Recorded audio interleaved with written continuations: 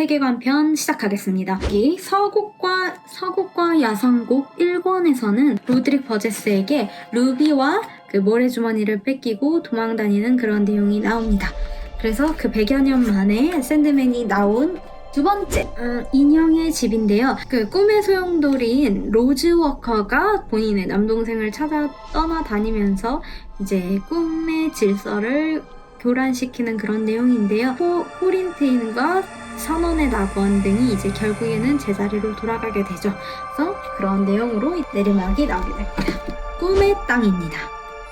꿈의 땅에서는 이제 그 천마리의 고향이라는 에피소드와 칼리오페의 이야기가 나오는데요. 그 갑자기 드라마에서 애니메이션이 나오셔서 굉장히 당황하셨을 거예요.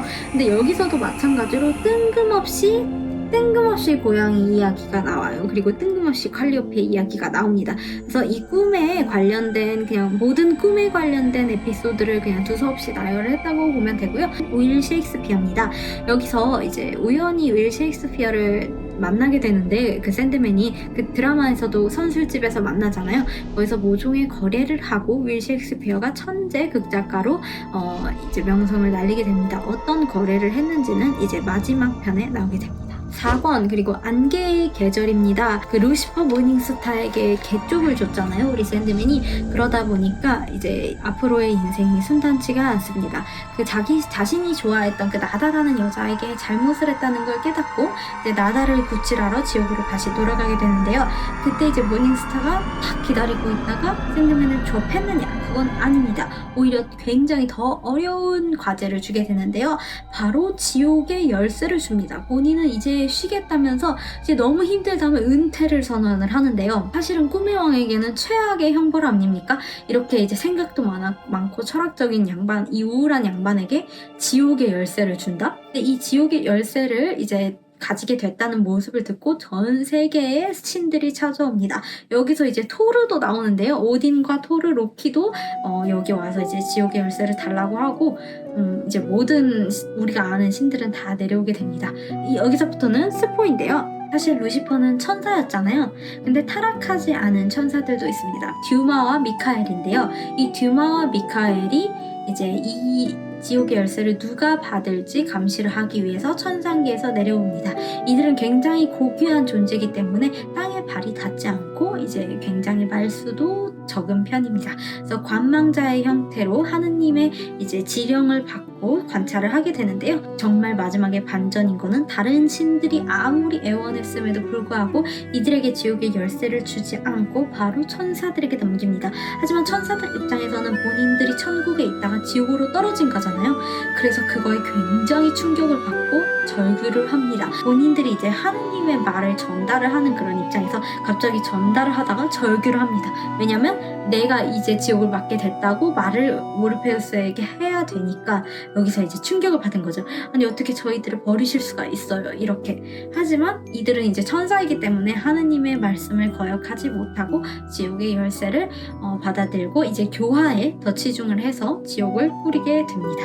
그럼 이제 루시퍼는 어떻게 되었냐면 정말 은퇴했습니다. 루시퍼는 이제 좀 삶의 의미를 찾아서 즐기고 더 이상 약간 악마가 아닌 그냥 마치 은퇴한 그런 할아버지 같은 그런 삶을 살게 됩니다. 당신의 게임이라는 책입니다. 우리 그 인형의 집에서 왔던 바비 기억하시나요? 바비와 켄트 그 하숙집에 살던 그 예쁜 여자 있잖아요. 그 예쁜 여자의 꿈이 아주 잠깐 살짝 드라마에서 등장을 하는데요. 막 그런 이상한 큰 곰 같은 거랑 여행을 하게 되는데 바비가 꾸는 꿈은 이런 판타지 세계입니다. 그 로즈쿼츠라는 수정 그 목걸이를 차고 돌아다니면서 본인의 왕국을 관리하고 그런 마치 공주로서의 삶을 살아가는 그런 꿈인데요.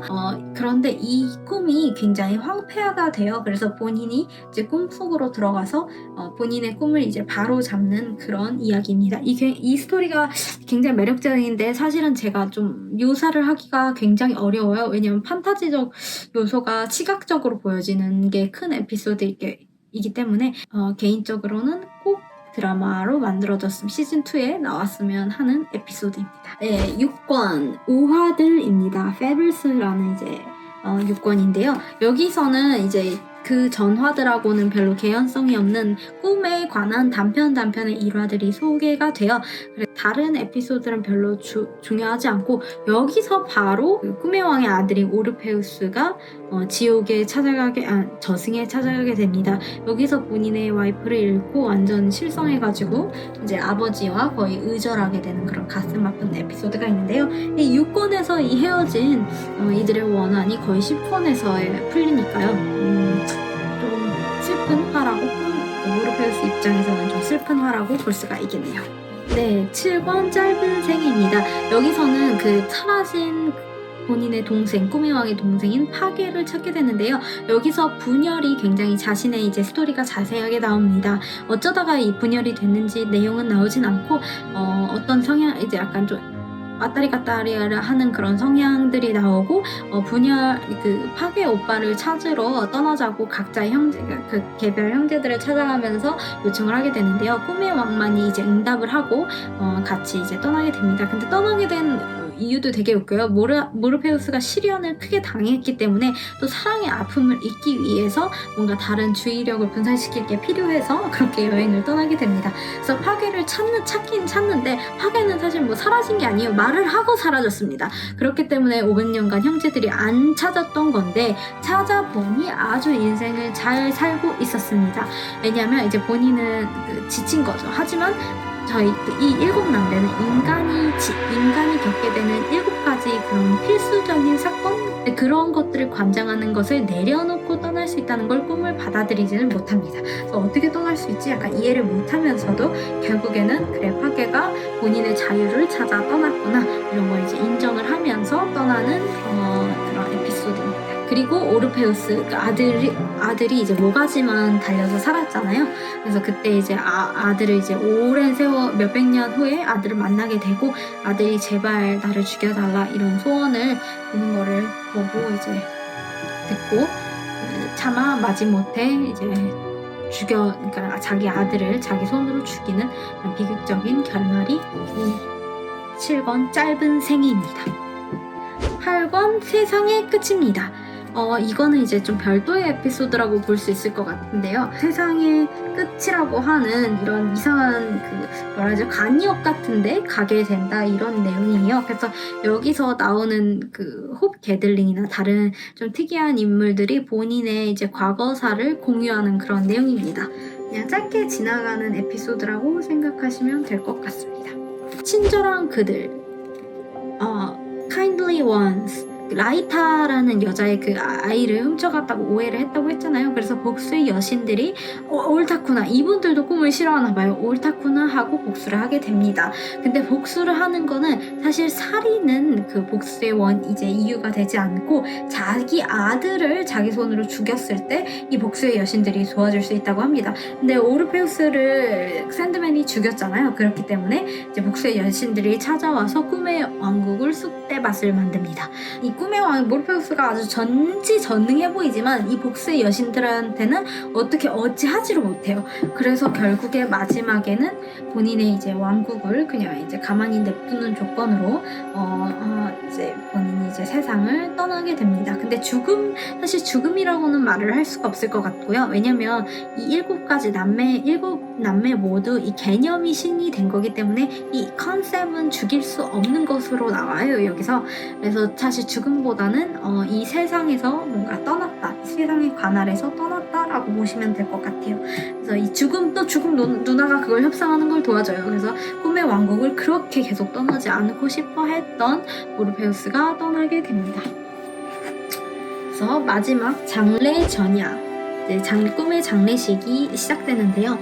회색 유령처럼 표시가 되면서 이제 꿈에 관련된 사람들이 한 명 한 명 다 장례식에 찾아오는 에피소드를 가지고 있습니다.